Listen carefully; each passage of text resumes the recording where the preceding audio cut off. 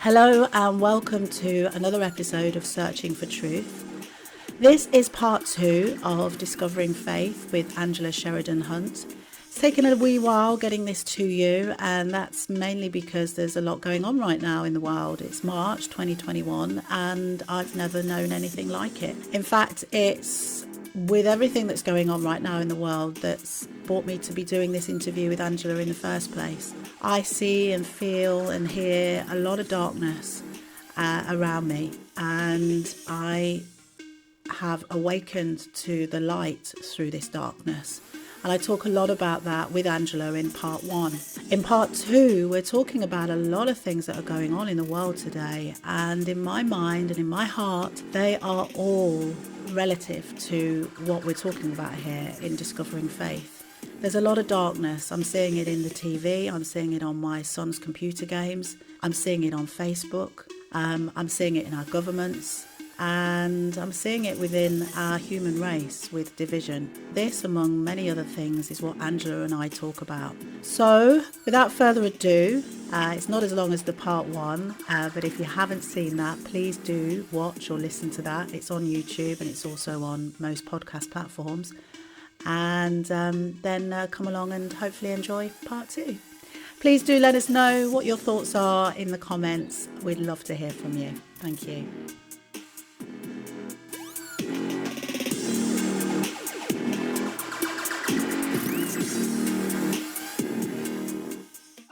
You could tell me, right, you've got to go and do X, Y, and Z. No, I might agree and go, yeah, right, fair enough. But it's how it goes back to intent. It's how you tell the person as well. Do you know what I mean? It's like even the word to say it, fuck off. Oh, fuck off, Don. Do you know what I mean? Or fuck off, Don. It's the intent behind it. One's a jokey kind of way. They're both wrong, because I shouldn't be telling you to fuck off either way. But the whole the idea of the intent behind it, it's like the free will being taken, the intent behind it, the losing your control, the intent behind it. But people have forgotten. You need to remember that God controls all.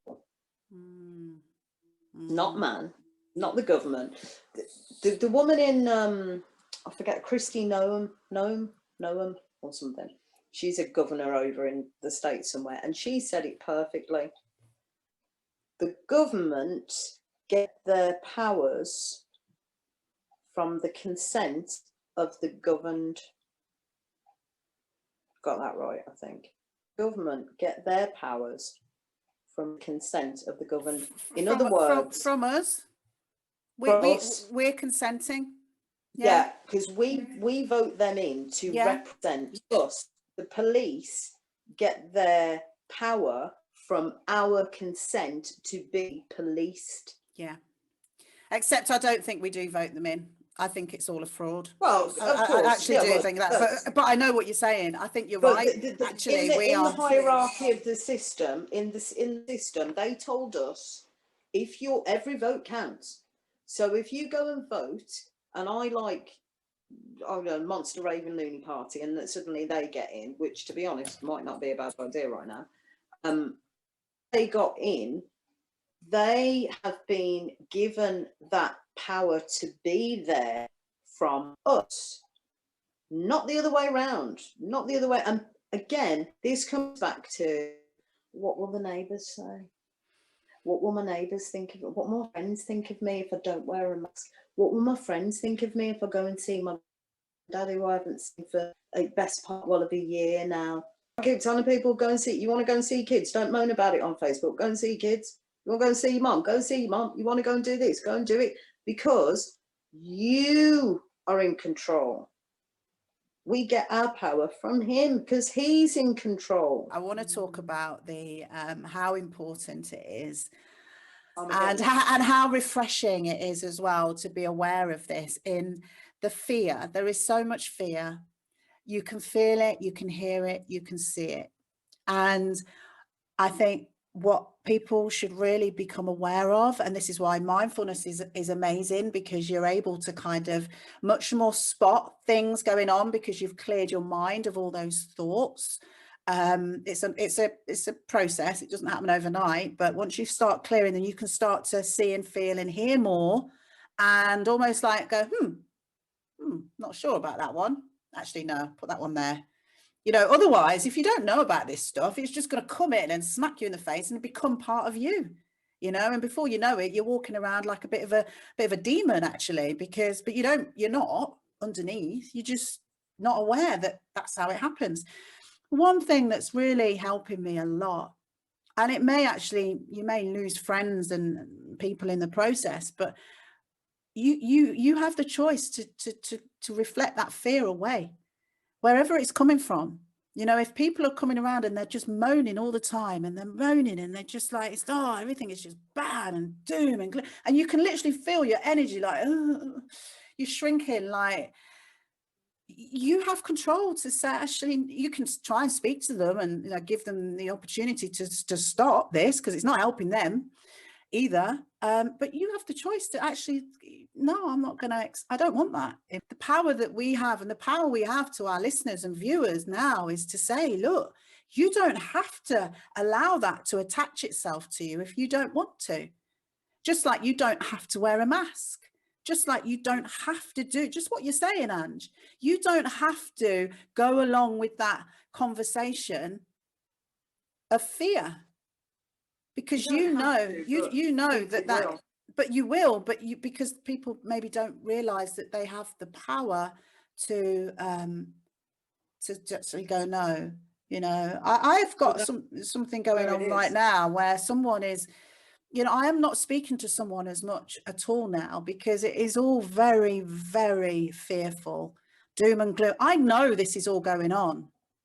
I don't choose to be talking with a girlfriend about all of that fear. I would rather talk to someone like yourself, Ange, about, you know, working, or solutions. We might, so solutions about what we can do, not just surrounding ourselves and wallowing in the shit, because that's not going to help me. It's not going to help you. And it's probably not going to help whoever else is in the house hearing this. If I'm but it's not helping anything, is it? If you've got that negativity going out. The case in point there, Facebook, for face sake. I mean, the capacity is 5,000 on Facebook, and I'm up to like 4,9 something. But of the 4,9 something, how many people do I really know on there? How many people really know me on there? Of the people, because my page is open, there's more people. It's not just that 495, whatever it is. There's all those other people that I didn't even realize it was reaching. And that's before censorship, obviously, when, you know, Facebook don't agree with the post that I put up. But I just find it very toxic. It is toxic, and it's toxic because the people, everyone, you know, is on some different level of fear. There's a fear, and you know, you can't. You know, the thing is, and the reason why I'd say also another thing to keep Facebook going is because we're all victims. Actually, we're all victims in this, but it's just that there's so many different opinions, and a lot of people have got so many different realities to others that they literally cannot see. Like what you were saying before, they literally cannot see what you and I can see. They cannot see it, and they can't see what perhaps other people can see. We are all living in a different reality. We've got all this level of fear. So because we come together on a platform like Facebook, it does make it toxic. Like, it just consumes you. And then you'll get people who, I know you've had it recently. One of my mates, he said something you didn't like, so you fucked him. And I'm like, I get that. I've done it because I've done it. I did it with it was the other week. I think I must have blocked about 6 people in a day, because I was just like, I can't even be asked to try and explain to you. If you can't see now, it's not like it's at the beginning where we were all a bit hairy and a bit like, oh, if you can't see now that you're being played, then I'm not going to spend the best part of an hour going back and forth, giving you facts, telling you where to look. Mate, do your research, go and have a look. Like, none of us have got the time to do that, Don. None of us have got the time. You have not got time to sit there and debate with somebody, or which very rarely is a debate, it's usually, you're a bad person because you won't wear a mask. No, I'm not. I'm afraid. No, you're a bad person. I think that the best one really was recently for me, where you know, I and you and whoever else has got this like this label as a conspiracy theorist. Yeah. So and I had someone just yesterday saying, yeah, sent a PDF. You know, Donna, I really do think you need to read this and step back from yourself for a little bit, read it, and then just look at yourself. And I love that. you know, it's like on top of all of this time that I've spent like back and forth, like I haven't got in better things to be doing.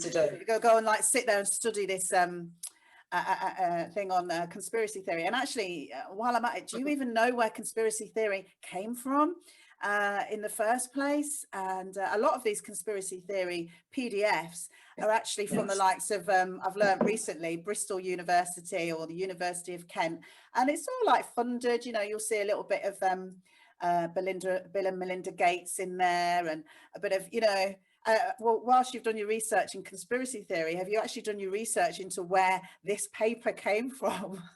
Ding, ding, ding, ding, ding. Oh, like, yeah, you're right. But they haven't. No. It's none of all these people who, I'm sure I know you've experienced it because we've spoken about it, and you know I have because I've spoken about it, but the people who come out with these, well, you're a conspiracy theorist, they're so in their righteousness, they're so right, they can't be right. And I'm like, the Bible says not to judge, you know, bro. But you see, this is where I think this is where I do see, and I guess my heart, it's a good thing really, because it's a love thing really, is I see everyone as victims, because there are a lot, and if we were all the same, God, it would have been really boring, wouldn't it? But you know, they've gone to university, they've always been on time, they've always done their homework at school, they've always worked, gone to university, got a job, and they've always worked to, you know, find a wife and have kids and have a car, and, you know, and build themselves up, and that's what's kept it in order for them. That's an order. Now this is just a shake up now, isn't it? This is shaking them up a bit. Blown my mind. What's going on? Yeah. I mean, you and I think we like sort of know a little bit more about what potentially is going to come, which is going to shake that order even more. Mm-hmm. So that's why I just have to come back into my heart and see victim. You know, these are, we're all victims. We're all victims. Well, we're victims. I mean, there's things that I can't possibly share some of the things that I know and have seen, because it would it'd be far too much. Some of the things that I've seen, like, for example, Hunter Biden's laptop, the stuff that is on there is horrific. I can't share that. So in a way, I'm silenced as well. Just like survivors of this abuse. It's so unbelievable, they're silenced. And even if they do go to the police, they're in on it anyway. So look at that action you just did. Look at that action that you just did there. Yeah. What's that remind you of now, what we're living through? Yeah, that's what, the masks. Is that what you mean? Yeah. And it is very satanic, which is now my knowing of the darkness. You know, I know the satanic side is real. It's happening. It's been happening for far too long. Forever. This is, like you said, this isn't a new game. This isn't something that just popped up last March or whenever it was. This has been going on forever. Since the dawn of time, there's been evil. Go right back to the creation when the serpent tempted Adam and Eve. It's been from the beginning. This isn't like something that someone just came up with overnight. The devil's always been there, as much as God's always been there. It's always there. Do you know what I mean? There's always been evil. What annoys me, or I say annoys, that's maybe the wrong word. What I actually find quite heartbreaking more than annoying is that most rational thinking people, like you just said, the people who've lived in the box their whole lives and, you know, A to B, and they put their pants on in the morning and they go downstairs and have their breakfast and their cup of tea and all that, and they take the kids to school. All these people who are quite normal minded have lost their minds, because because the media's told them to, because the government's told them to, because the enemy's told them to. They're not thinking from a place of heart. They're not thinking, you know, these people who chasing people around supermarkets go, put your mask on, that video of the guy. I was like, I beg a guy to come and do that to me right now, because he'd need Jesus. In fact, I'd need Jesus more at that point, because I'd be like, mate, what are you doing? Rolling up on people like, put your mask on, put your mask on. And he only backed down when another person went to him, leave her alone. That's all it takes, is somebody else to go, shh, leave her alone. Now, collectively, if we all went, shh, fuck off and leave us alone. Can you imagine what would happen tomorrow if we all just went, leave them alone. Just leave them alone. Leave me alone. Because at the moment, it's a very quiet. The people who think like you and I, the free thinkers, we're not conspiracy thinkers, conspiracy theorists, because it's real. It's only a conspiracy if it's done in the dark and no one knows about it. This shit's on the TV every morning, GMB and all that. So this isn't conspiracy. Conspiracy, the word itself means underhand and in the dark. It's a high, is it a high treason offence in the country if you get done for conspiracy because it's planning? That's a higher crime than if you just did a burglary on your own. If you do it and there's conspiracy involved, as my understanding of the law, as basic as it is, that's a bigger crime. So we're not conspiracy because we're openly objecting to what's happening, to what's out in the open. So there's no conspiracy involved. So that's off the table. Free thinking. Now, the people like you and I who free think, we're very quiet at the moment. We're like, shh, leave us alone. We need to be, fuck off and leave us alone now.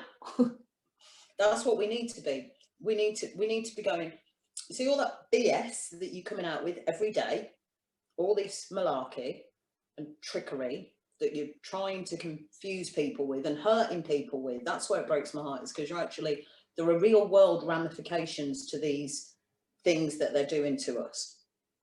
Well, they are being done to us. We are not having, we haven't consented to this to be done. These are being done to us. So let's not get that confused either.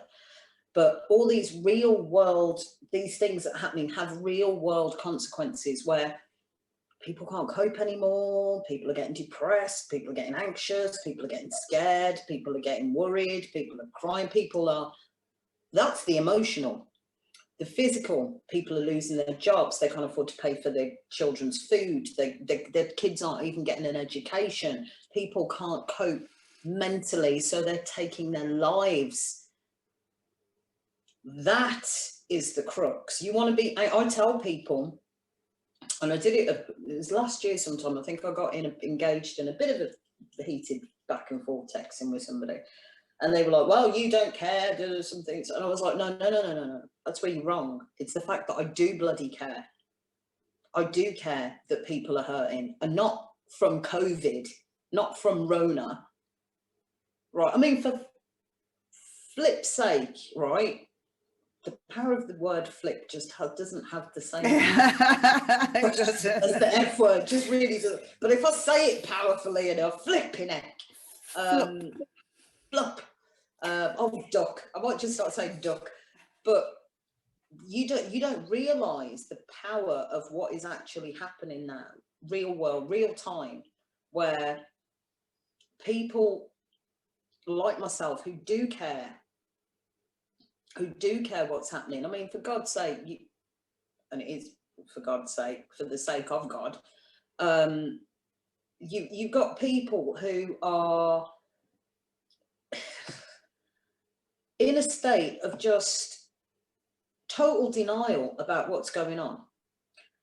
If on the news they tell you you're more likely to get Rona if you're a man over 6'2", or if you're a woman who's got long hair, or if you walk down the street like this, you're more likely to get Rona. And people are like, oh, my husband's 6'3" and I haven't had a haircut in months. Really, and they're like, guys, can you not? I feel like they're laughing at us. You know, they're laughing. They're like, What do you think the swab up the bum is? You really don't think that's just another indignation? That's just Well, another also, humiliation. and also like the singing, don't sing. I mean, it's just like, oh, come on. I mean, are people really still buying this? And the thing is, and I say that, and honestly, I don't want people to turn off at this point. I mean, to be honest, if people are still listening or watching, I don't think they're going to turn off now. If they're still watching at this point, Bob, I'll be like, but it's because I'm not wanting to sound like, oh, you're silly or you're stupid, because we are all victims. It's like that is. And that's where I get really saddened about it, and that's where I think maybe this is our purpose, because people have got to eventually realize that they've been had. And the longer that they're believing that, they really should sleep with their mask on, and really should, even though they haven't got it and they've got no symptoms and never have, and have always felt well all their life, actually should now pretend that they've got it and are doing that. Act as if you've got it. I mean, that's at the bus stop. You can go to a bus stop now and you can see this whole big and the guilt. Oh, have you seen the guilt one? Have you seen the guilt? Is that the eyes? The eyes of the mask. Tell her that social distancing isn't important. I'm like, okay, that's guilt. That's guilt, right? That's guilt. And do you know what? I grew up with guilt. I know something that happened to me that never ever should have happened. And it didn't belong to me, that guilt. But I had, and then again, that is the darkness. That is the darkness of abuse, and it's guilt and shame. And what are they trying to do? And I think that's why some souls here that are not buying in and never had are the souls that have lived a bit more through their childhood, through whatever reason, abuse, whatever it is. Like, they're just like, no, I'm not having that guilt. I've come through this. Huh? Look who's turning to. I've been watching a lot of Christian testimonies online, and all of them, bar none that I've watched so far. I haven't watched, but all of the ones that I've watched so far, bar none, have come from a place of debauchery, to use the word. I love that word, debauchery, of abuse, of addiction, of mental health, of in some cases Satanism, and witchcraft and all those kind of things. And they've all come from their stories of, there's a common theme that runs through them, which is along the lines of, I was going down a dark road. I was in like a spiral. I was in the dark. I was in a bad place. And through, in many cases, and just something that happened, a conversation that they had with somebody. One girl was at a party and somebody said something, and somebody else flipped and said something else, or something in their life. There was like a trigger point, and they went, oh, and then kind of started digging a little deeper and a little deeper. And it almost, in all of them, it almost feels like God doesn't just come into your life and go, morning. He doesn't just knock on your door one morning and go, hi, I'm God, how are you? It's not like that. God's kind of like, hello. And you're like, I love your expressions, Angela. What was that? Yeah, because that's how I imagine God to be. It's very, he didn't come into my life. I call, how I reconnected. But even then, from the strength again, it was almost like when I didn't realise my prayer had been answered, and then he kind of went, I've answered your prayer. And I kind of went, who's that? Do you know what I mean? But the curiosity, the spark, has then, and it's the thing, it's kind of this common theme with this. Please watch some of them. If you just type in Christian testimonies, some are a bit long. If you get the ones that are about 20 minutes or so, they kind of condense it down. But the common theme is that God didn't come hurtling into their life like, well, I'm here, I'm God, and I'm doing it all. God just kind of quietly came in and, hello, are you all right? Hi. Is this the case for Christ you were telling me about earlier? Is this case for Christ? Oh, babe. Oh, it's not. That's not what you're talking about. That's so beautiful. That's so beautiful. That is just, I don't watch, I don't watch films. I used to be an avid film watcher and TV shows and stuff, but now I'm just like, I can't bring myself, it's a waste of time to me, because it's all fantasy and it's all made up, and we know there's programming, massive, and massive. It's your word that you used earlier, distraction. I grew up loving Meryl Streep, as you know, and then I used to watch the award ceremonies and things, and Ricky Gervais, he didn't wake me up to that, because I was kind of up before that anyway, but that was just, if there was ever gold in the form of words, that was just pure gold. That was pure gold, because what it did, and I think, again, and it's weird, don't you think, all of this coming in at the same sort of time? It's almost like God went, right, 3, 2, 1, and there you go. And kind of everything kind of triggered at the same time in different parts of the world. Yeah. And all of these things that have aligned, like Ricky Gervais's speech and coronavirus hitting and Trump getting elected and next thing happening, it was almost like God went, bam, bam, bam, bam, right, let's see how you get on with that then. And people have kind of gone, oh, what he said was funny, but when you take the laughter away, you're like, well, Tom Hanks is a nonce. And why has he suddenly gone off to Greece? And why is it Cappy? And oh, and again, it was the trigger. Again, it was the trigger. And this isn't conspiracy. This shit happens. This stuff's real. But there's a whole other side of people that would just like, oh my God, you don't believe in all that stuff, do you? I mean, it's so off the wall. Obviously, you wouldn't. Yeah, I loved Meryl Streep growing up. I loved Meryl Streep, but then when I saw her stand up and talk her shizzle for X amount of time, and when we can do this, and standing there in her I'm better than now, bitch. You've got that much money, you could end a lot of poverty tomorrow. So hush your guns unless you're going to do something. Yeah.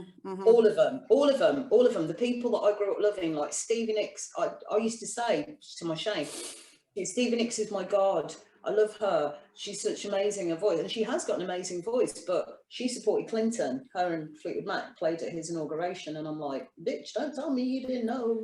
You do. You know one thing. I just want to touch on this a little bit, and just a little bit, because one thing that talking about victims. Okay, there's a lot of people, celebrities, and just wherever they are in status, like. But there's been, in this whole dark side, there's been a lot of blackmailing, hell of a lot of blackmailing. So you might have just done something like, you discovered that, there's a picture of you doing a line of coke. You're just a sort of small scale star. You're not really anything yet, but you're trying to get there, and you've just been caught with a line of coke, and it's on video or whatever.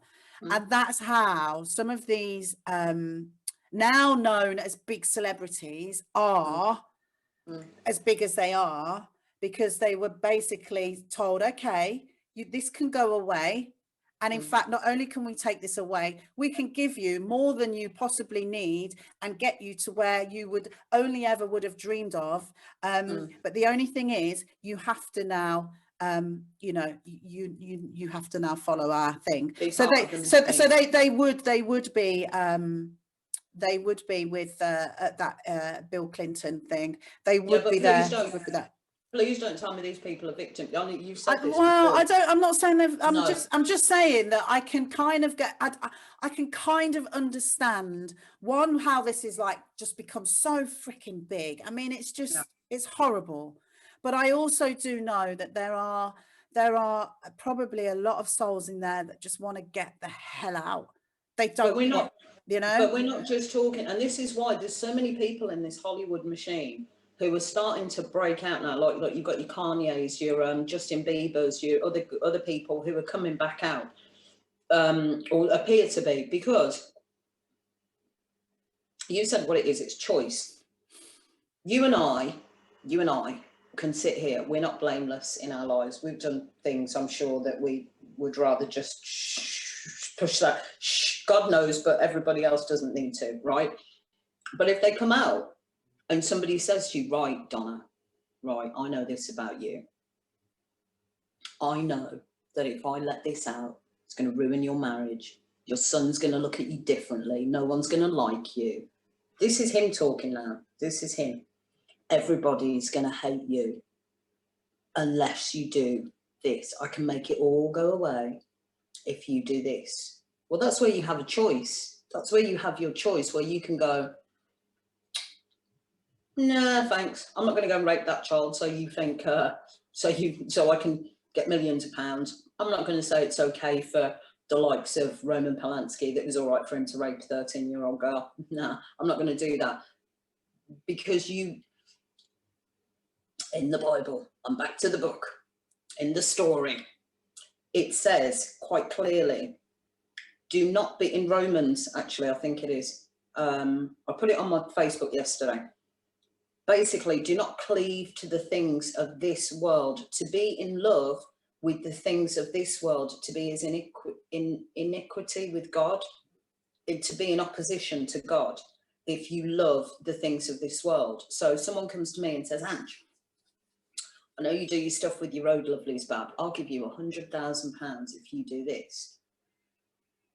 I have a choice. I could take the money and be in contention with my Lord, or I can say, no, you're right, thanks. No, because we all have a choice. So I don't feel sorry for any of these people, demons, whatever we want to call them. I don't feel sorry for any of them. I don't think they're victims. I think if they were one at the point that they made that choice, before that they were a victim. After that, you're an accomplice. Yeah. And also, you know, the truth will set you free. I think you know, some of these, well, I will say victims, because it's from when they were children. Yeah, you know, and that's totally different. But I know. Yeah. So, but I just wanted to get that in there, because yeah. Do you know what I mean? But I know what you're saying, because as an adult, you know, and I know, because if you look at some of these people now, and I just think, okay, so you may have done that then, but look at everything that you've done now. Look at all that's followed on from that, because you followed that dark side. And you and I, but you see, everyone is different. I remember, I don't know if I've ever told you this, Ange, but when I was courting Eric, my now husband, I was also getting wooed by this other guy. Oh, wow. Right, and this guy, and I got these flowers, and I thought they were from Eric, and Eric was like, they're not from me, and I was like, I thought he was pretending. I thought it was like, oh, he's just not, you know, but they actually weren't from him. They were from this other guy, and this guy was trying to woo me. But the thing is, And, right, he had money, he had a house, he had a car, he had stability. Eric now didn't have that. But he was a good musician, he was real, and the sort of conversations we had were kind of real, and it wasn't just all this.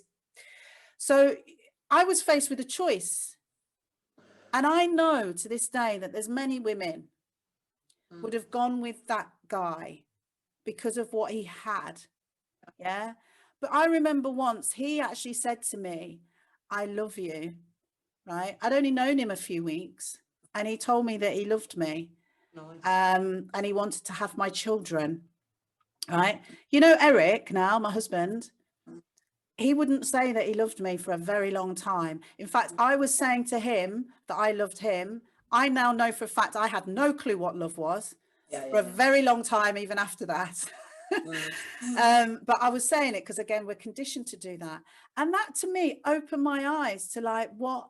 But a lot of people don't. They've got this. And I guess it's because of how they've maybe been brought up. You know, if they've been brought up in this superficial, pretentious childhood, then they're going to follow this same thing. And I'm so pleased myself that I was never like that. I chose Eric. You chose love. I chose love. I chose without even knowing that you'd chosen it. You chose love, and that's the key, because people, we chase after things because we don't know what love is. That's what I said. For years I thought love was money. I thought love was material thing. I thought to have the nicest car was money. I had a guy on Sunday, actually, one of my lovelies in town, and I was passing out biscuits, and he said, God, you've been doing this a while now, haven't you? And I said, yeah, and he said something. And then we got talking about the car, because obviously I was driving around in the courtesy car before, which is a nice big flash leather seats, all the shenanigans. And I can't remember how we got onto that specific topic, but he went, well, you know, it'd make a difference, wouldn't it, if you was coming down here, and what if you had, you know, a big flash Merc and that? And I went, well, not really. I said, because I'm here to do this. I'm not here to worry about that. I said, I'd drive a Skip if it had 4 wheels on it, to be honest, if it got me to where I needed to get to do the thing. And he went, you know, I like that about you. And I went, thanks. Because you didn't quite know what to say. I don't really know what to say about that. But it's what it goes back to. Now, years ago, pre 35-ish, 34, 35, I was very, I've got to have a new, it's got to be a new car. I like that new car smell. It's got to have a new car. And then I fell on hard times and ended up with a white car that had a black door, because it had been in an accident before it got to me. And it was one of the best cars I've ever had in the history of all the cars that I've had. And I've had quite a few cars, but it was the best car. And do you know why it was the best car? Because it, on a £10 fuel, I could get anywhere. And I didn't have to worry about somebody vandalizing it and, you know, getting up and somebody had slashed me tires and all that crap because they were, oh, well, she got a new car. There was none of that. And it actually leveled me. This little car, this little Fiat Punto, is just as good as a just off the line Tesla, or a just off the line Land Rover, or whatever it is, Range Rover or something. And in fact, when I had that courtesy car the other week, I was very, I can't do what I'm supposed to be doing. I was getting frustrated because I was like, I can't go and do collections because it's got bloody leather seats, and what if I rip them? It's going to cost me £500 that I haven't got. I like a car that I can just throw things in, and I can jump in, and I can have a fag, and I can get down the road. And it's not about that's not love. Love is what I try to do when I get up in the morning, on a Sunday morning when it's pissing down a rain, and I've got to go out and stand in that and give someone a hug. That's love. That's what I try and put out. Not how I got there, the fact that I want to be there. Yeah, that's real love. That's what we need more of. Not what are you driving. The gap is Jesus. That's the gap. That's what's missing. Now go back to how we kind of circle back to the beginning of the conversation of what we've been denied, what's been taken away from us, we've been told that daddy doesn't love us anymore. That, go back to that. So we're going to keep going. I've got to find the thing that loves it. It's why you get women and men who will stay with somebody who pummels the shit out of them, because they think that's what they either deserve or that's what they need to feel alive. Do you know, you speak to any victim, any survivor, victim, however you want to categorize it. If you speak to anyone who, why did you stay so long? Well, I didn't think I deserved anything else because I'm empty. And if you cut down to go right down to right at the bones of it, to the marrow, it's because they didn't feel that, they didn't know what love was. They were told, bang, bang, bang, bang, bang, here's some flowers, love you. Bang, bang, bang, bang, bang, here's some flowers, love you. Is love. That's love. No. And that's all they know. Yeah, and if they came from a broken home as well, and their child and their mum and dad was doing that, then yeah. It's the pattern, and there's the system, and that's what we're brought into. And then add on top of that, like I say, you take God out of everything, then all you've got is what's on this earth. And if you're told that if you're not pretty enough, if you're not tall enough, if you're not slim enough, if you don't look like this, if you don't act like this, if you don't do this, then you're nothing. You're nothing. Then that's what we have. That's what we've got. We've got millions of people running around pretending that they're something that they're not, because they don't feel like that. If you break it down, anyone that you meet who appears to have all the life, who's got all the trappings of this realm, who's got the car, the house, the kids, the this 2.4, whatever, blah, blah, blah, got money in the bank and everything's great. They're the most miserable people, the sad, the heartbroken, most of these people. Mm-hmm. Because they look at everything that is fulfilling them, like your man in the car, everything that's fulfilling him, that's filling him, that when people look at him and go, oh, nice car, he goes, oh, thank you. It's not him. Nobody said, oh, nice eyes. It was a nice car. Mm-hmm. It wasn't about you. It was about your car, mate. Do you know what I mean? It's all external. Strip all of that away. What's he like as a person? He might have been the loveliest, kindest, most gentle human being that ever walked on this planet. He may have been, but all of it was hidden behind show. Yeah. And that's where God takes that away from it. When you get rid of the show and what you've got left, the bare bones of it is what is real. That's the real. And if you feel empty, you need Jesus. If you're lonely, you need Jesus. If you're feeling down, you need Jesus. That's it. That will fill you. Spend an hour reading your Bible, spend half an hour reading stuff and a prayer and things even that other people have said that's in prayer. You know, when you stop reading and you stop and you turn away and you go, wow, that felt good. Do you know, I read something the other way and I actually, you know, that feeling after a really great romp in the hay and you've got that breathlessness and that feeling of like, do you know what I mean? But that sheer elated exhaustion, that is how it feels to be filled with the Spirit, to have that, wow, it's just like, it's amazing because it's real, because it's so real. It's nothing here matters. Nothing. That's the only thing I can say. I want to help people towards getting there, because what's really helped me, and it's continuing to help me, is I've been listening to 432 kilohertz frequency music, which I've learned is music that, like, if you go and listen to Beethoven and Mozart, and you listen to certain music and you think, oh, I feel a lot better. Yeah. Calmer. And it's because it's got this this frequency, this particular frequency. So what I've been doing before I go to bed and before I get up in the morning, actually it's when I'm in bed, which makes it even easier, is I just plug it in, plug my headphones in and listen to it before I go to sleep, and then plug it in and listen to it before I get out of bed. It's very easy for me. It's easier for me to do that than to read a chapter of a book.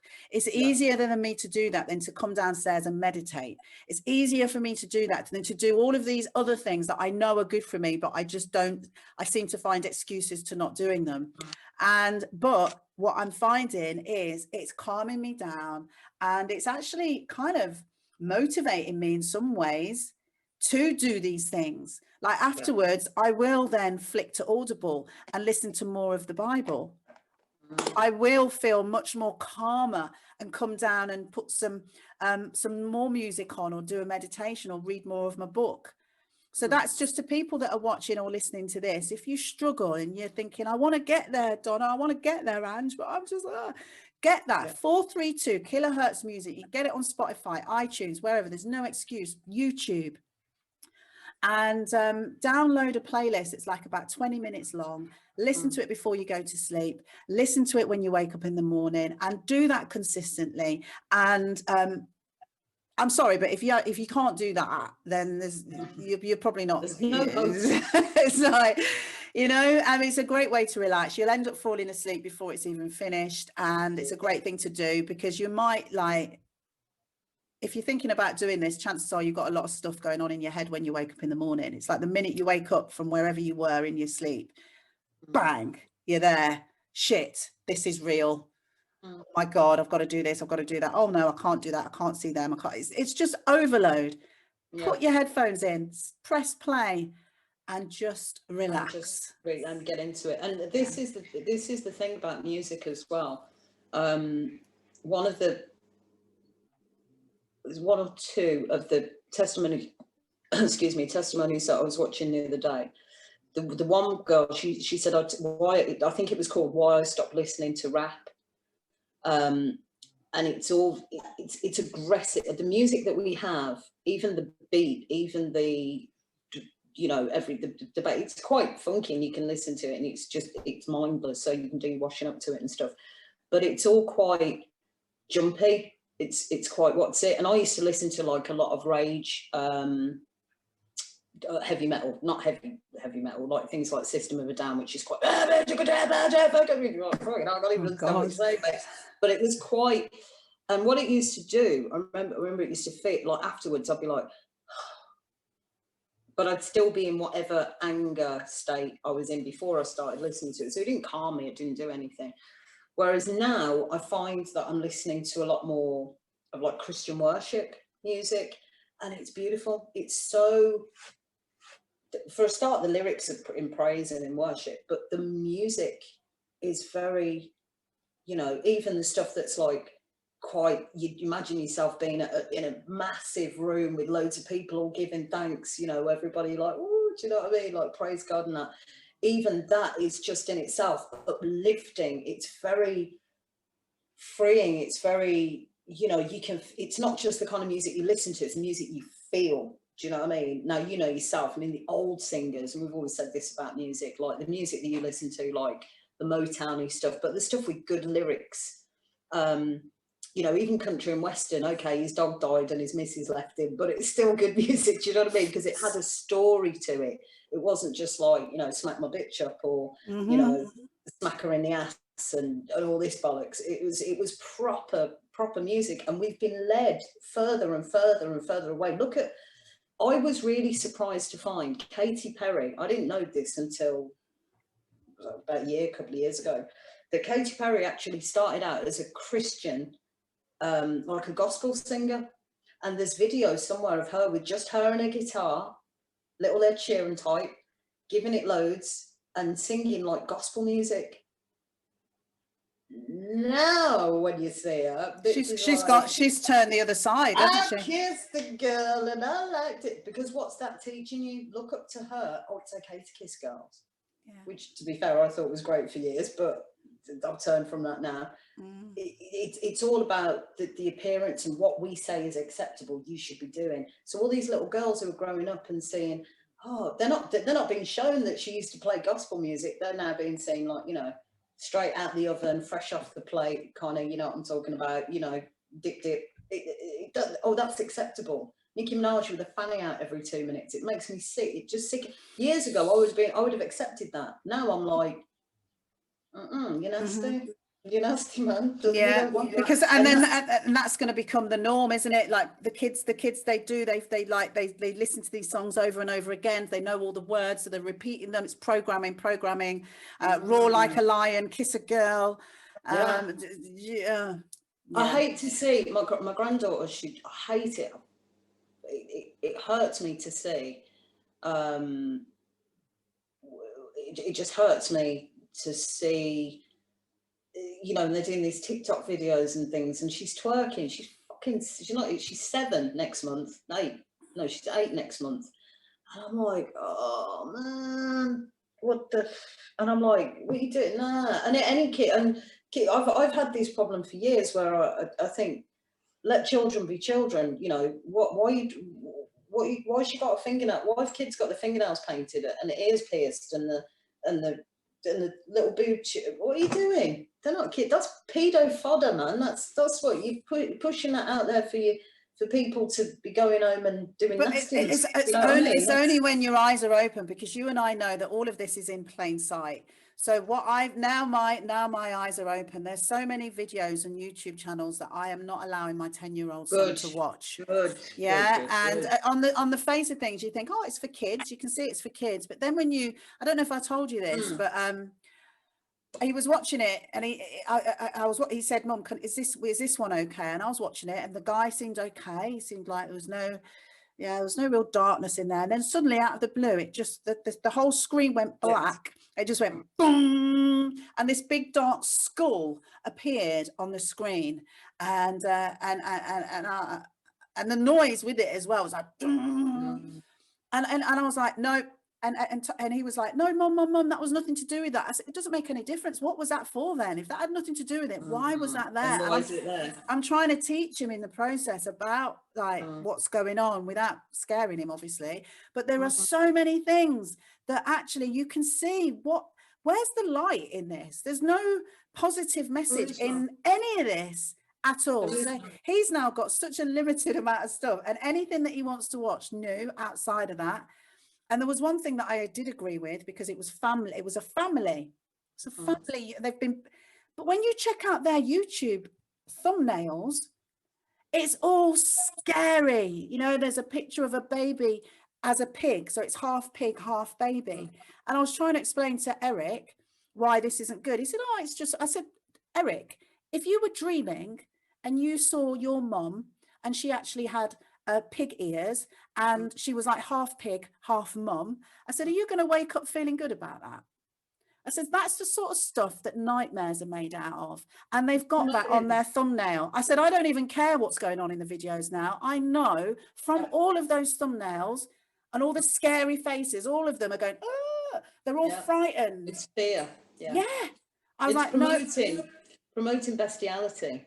Because how do you get half man, half pig? Do you know what I mean? Yeah. All of these things that it's promoting. I don't know about you, because we're similar ages. So when I was a kid, I used to watch. I used to love the Wombles.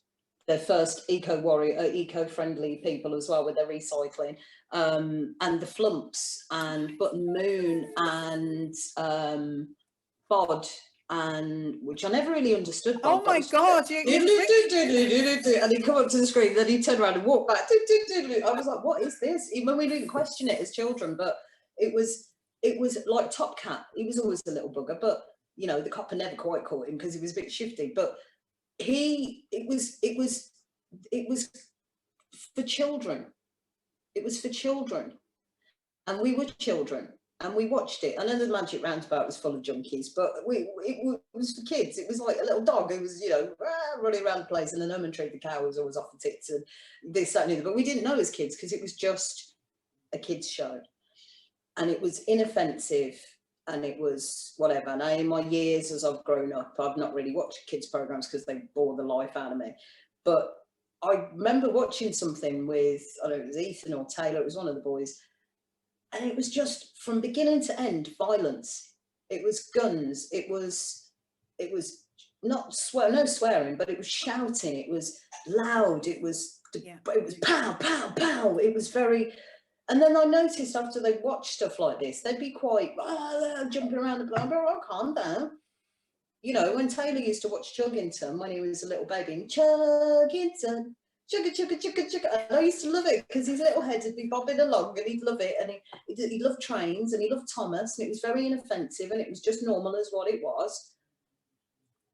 And it didn't make him rowdy. He used to just sing and run around the place and he was fine until he started watching all this malarkey, as I call it, the shenanigans and the nastiness and the power, the loud, it's in your face and not horrible.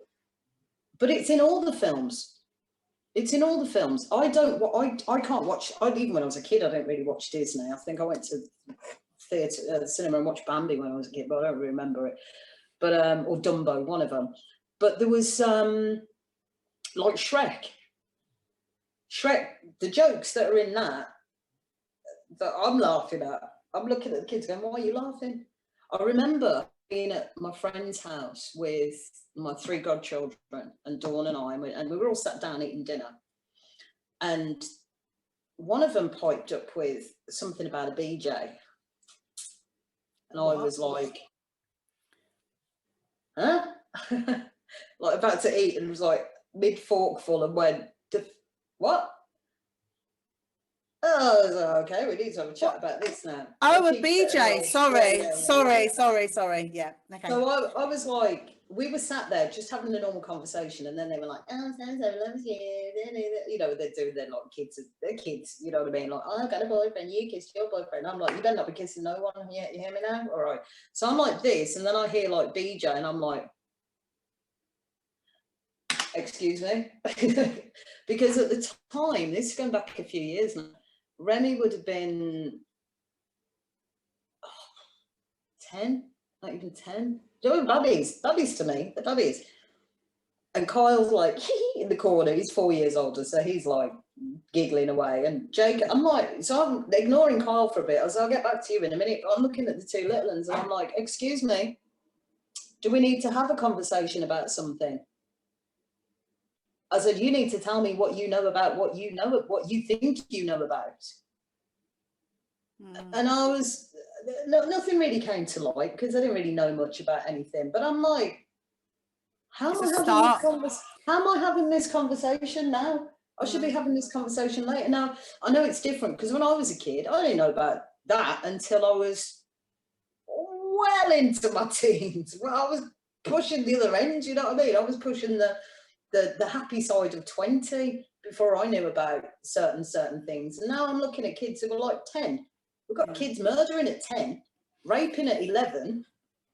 And it's all because of this programming. Well, I tell you what, I hear what you're saying. I'm really pleased because you've just brought flooded memories back to me. The flumps, the wombles, bod, something else you said. It's just all coming back to me. And I'm so glad because I thought you were going to say, and actually it goes back then and they were all really bad. No, I don't think so. I don't think so. The only one that I can think that, and I only found this out in adulthood, the only one that I can think was a little bit on the what's going on here kind of side was the Magic Roundabout, because Dylan the Rabbit was always off, he was stoned.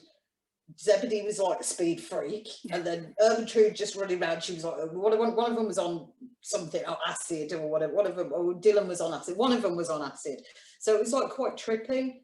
But as a kid, you're not watching that. You're just seeing what it is. But obviously, with older eyes and more awareness of the world, maybe it was the plan, because we know it was going on back from time anyway. But maybe that was the beginning of the thing. But it was all rainbow up above the streets of but watch that now. I remember them as being quite calming, the flumps, you know, and they're just like running around and not this like they were jolly little fellas, and there was always an accompanying story, there was always a narration. Do you remember Mr. Ben? I was just thinking of Mr. Ben. Mr. Ben, he used to go in, didn't he? And he'd change and he'd go off and have a new adventure. He'd go into the shopkeeper and he'd get his outfit and he'd go off and he'd be a spaceman or whatever. And I suppose he was leading a double life, but you know, I don't know what's going on there. Do you know, maybe things weren't right at home. You don't know. You never know what was going on. Why he felt he needed to be cross-dressing in the middle of his lunch break, I don't quite know, but. It was inoffensive kind of programming, because that's what it is. But it was I suppose you can analyze anything to the point where you can see anything in it that you want, whereas nowadays you don't have to do that. The fact that it is so in your face, even the adverts as kids, I remember, you know, even adverts for toys when I was a kid, you know, Cindy and Barbie and playing with dolls, and which is not something I did when I was younger, but then kind of grew out of that quite rapidly. But now it's, you know, tell your parents you got to have this. No, you don't tell your parents anything. You don't tell. I'd love to have gone to my mum as a kid and gone, get me this. I'd have got boxed across the other side of the room for a start. Do you know what I mean? But tell me. But it's different now, isn't it? The kids are more demanding, and that's because of we've taken God out of it. I was thinking about this last night. Discipline. You take God out of everything first, then you take discipline out of everything. So you've put it out of the hands of the parents, but you've also took it out of the hands of the school. You know, to hear that there are teachers who are scared of pupils. I was scared of my teachers because they had the power to like give me a good hiding. We were not fearful, but we, you know, it kept us in line. We were little buggers as well, but just in line most of the time. There's none of that now. I think we had a lot more. We had a lot more respect. So they scared us. I think the respect has gone. Because you get corrected. I don't know about you, but I got corrected as a child. If you say, and I do it now with kids, I don't care whose kid it is. Can I have that? I'm thirsty. I'll just look at them. I don't say anything. I just look at them. I'm going, did you forget something? Oh, please. There you go. It's becoming a Passing habit. something. Yeah. Thank you.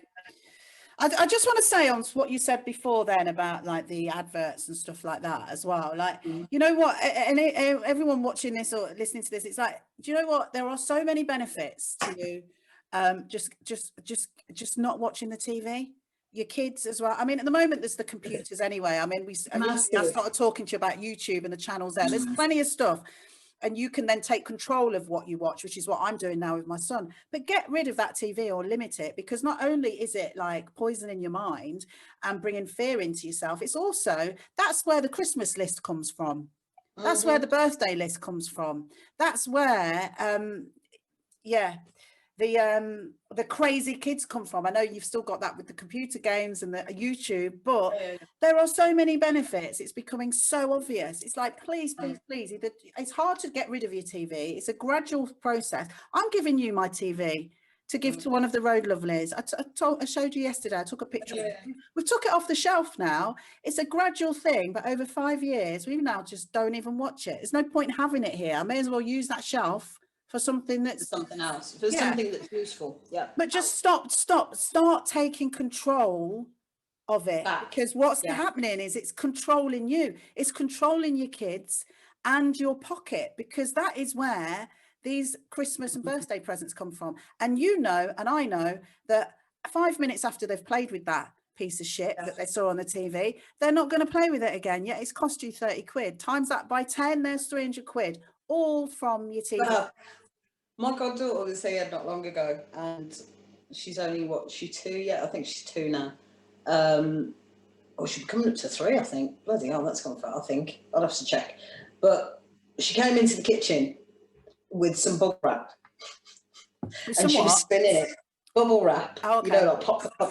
And she was just spinning it, and she was running up and down the kitchen, spinning it, and I just looked at her dad and went, done Christmas presents for her. I said, because I could have got you some of that for free.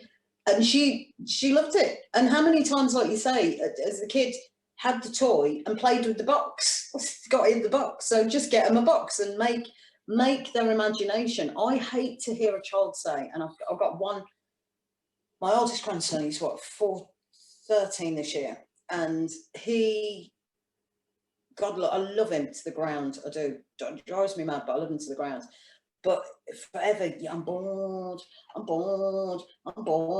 don't think I ever said I was bored when I was through the whole of my child. I don't remember saying it anyway. But we were never bored. We were too busy to be bored. Do you know what I mean?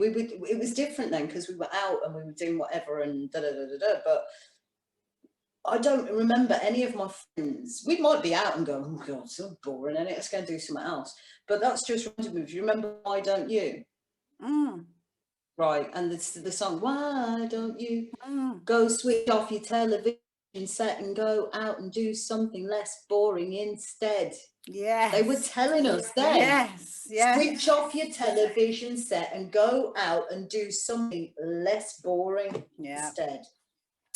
I don't think Satan, the satanic side, had so much control over at that point, did they? Things have it's been quite rapid since but technology has increased. Everybody's got a computer in their hand. Yeah. Everyone's got a computer in their hands. When we were kids, I don't think any of my mates even had a computer. I did, because I was spoiled, but I don't think most of them didn't even have a bike. So, do you know what I mean? It was like, it was a different time. We would I say I was brought up slightly differently, obviously. I say obviously, for the viewers at home, you may not know that, but I was spoiled. I wasn't allowed to be a brat. That's the difference. I wasn't allowed to be a brat. There was none of this, that's mine. No, because it would get taken off me very quickly. Well, now you haven't got it either, have you? So don't be a dick. Do you know what I mean? There was none of that allowed. It was very, if you've got, your friends have got, and because we had a shop, if I went in for sweets, we all had sweets. Do you know what I mean? Well, it wasn't just, there you go, Ange, go. It was, my dad had been my mum, both of them, you know, well, don't forget your friends, get them some crisps as well. And I'll have a pop each. So we'd all come out there like, oh, is that bad? And I'd have a fiver, and we'd go and get the ice creams when they were cheap, and they weren't £3.50 each, they were 50 pence with a flake. You know what I mean? Going back, showing the age there. But it was, we weren't allowed, I wasn't allowed to be a brat. So the spoilt as I was, that I had all the trappings of the stuff, I still wasn't allowed to be a dick with it. And that's the difference I see with kids now. They're very, I've watched kids play, and even when they play, that's mine. Well, listen, Ange, I could talk to you for ages. I could talk to you for ages, as you know. But we have been talking to ages. I could talk to you for ages more. And I'm going to, I actually do think that we'll probably get two videos out of this, to be honest, because we've just two, yeah, an hour and a half each. But listen, it's I could. You know what just struck me though? I was supposed to be interviewing you. Well, we'll do that another time. That's what got us together today, which is good, because that was the original idea. But I think after we spoke earlier, and after thoughts I was having last night, because it was in my mind that we needed to talk beforehand, it became apparent that this is more, I think, that needed to come out. At some point, I will have you interview me. But that's not important, really. This is more important. It's equally important. Yeah, but not at the moment. We can do that anytime. I feel like things sometimes, the way things are with me and this awakening and things that are going on right now, this was more important.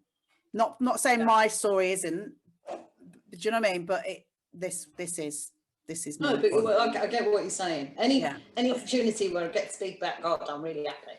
Yeah, there you go. Because that's where we're at, and with all of this, I mean, it's been a joy. Thanks for setting it up with your technological wizardry. But yeah, it's always a pleasure to be in your company, always. And yeah, I feel like if anyone does watch this and take anything from it, then it was a good 3 hours. Yeah, that was very well worthwhile 3 hours for me. It was anyway, from a perspective. But if somebody watches this and takes something away, then I've done my bit for the day. I'm happy, and you've done your bit for the day, so I'm happy. Absolutely, brilliant. Winner chicken up.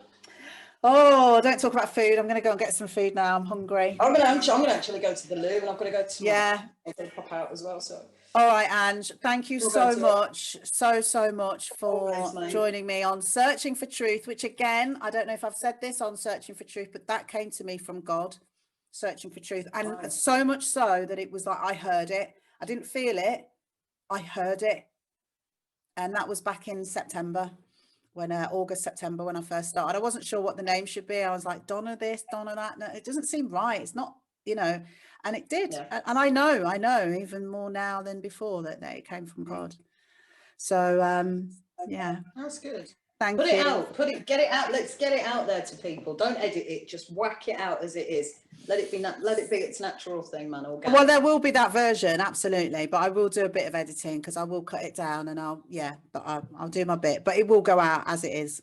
Yeah. Oh, cool. Yeah. Nice as well. All right, darling. All right, my mate. Love you loads. Stay blessed. Love you. Take care. Have a good day. Take care. God bless, darling. Bye. Bye.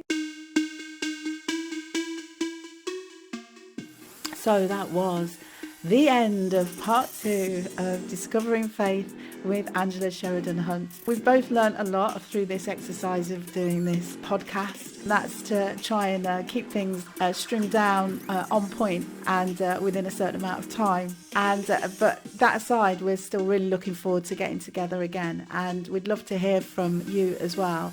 And let us know if you would like to see more of Angela and I, and feedback in the comments. So from me to you, until the next Searching for Truth, I hope this message finds you well, and I'll be back soon. Take care. Bye-bye.